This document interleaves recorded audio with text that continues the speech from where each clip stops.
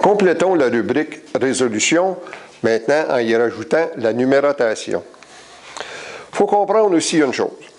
Vous devez avoir un index, on va vous en montrer un, comment vous retrouver dans vos résolutions.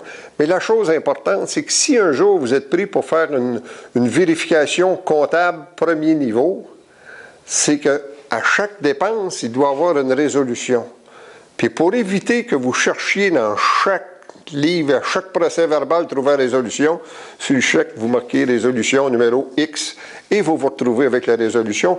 Procédons maintenant à une façon de le faire. Afin de pouvoir se retrouver parmi toutes les résolutions prises entre le CA et le CE, certains organismes ont un comité exécutif qui prennent des décisions, donc ils ont un pouvoir décisionnel, et d'autres un conseil d'administration. Alors, nous pourrions commencer en disant CA un tel, ça, puis CE un tel, ça fait la distinction entre une résolution du conseil d'administration et celle du comité exécutif. Il est fortement suggéré de numéroter les résolutions et de tenir un index pour s'y retrouver. Je viens de le mentionner, on va le regarder un petit peu plus tôt. Les résolutions administratives ne font pas partie du numérotage. Ça ne nous sert à rien de mettre des numéros à « je propose la fermeture de l'Assemblée », il y en a dans chaque réunion. Si on ne cherche pas ça, ce n'est pas relié à aucun dossier. Fait qu'on ne les numérote pas. On numérote les résolutions qui ont une certaine importance ou, dans l'ensemble, qui font autre chose que de l'administration. Je vous donne un exemple. On va prendre une réunion du conseil d'administration. Ça commence par CA.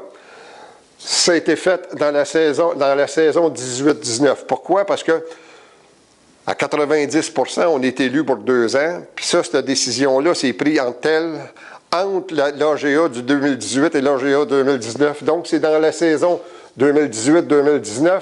Puis, c'est la résolution numéro 1. Vous avez tout d'indiqué là-dedans.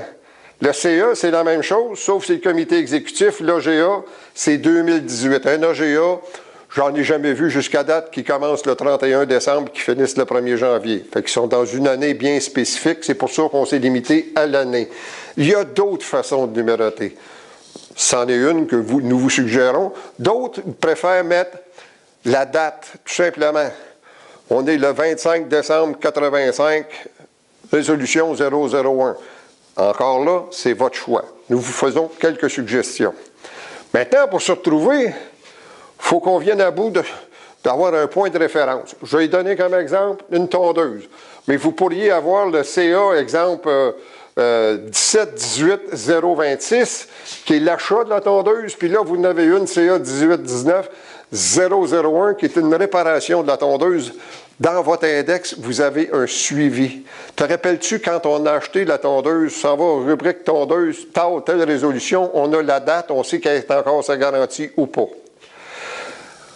Si cela vous indique tous les détails de la prise de décision et toutes les autres résolutions relatives au sujet traité, c'est ce que vous devez mettre dans votre index. Bonne numérotation!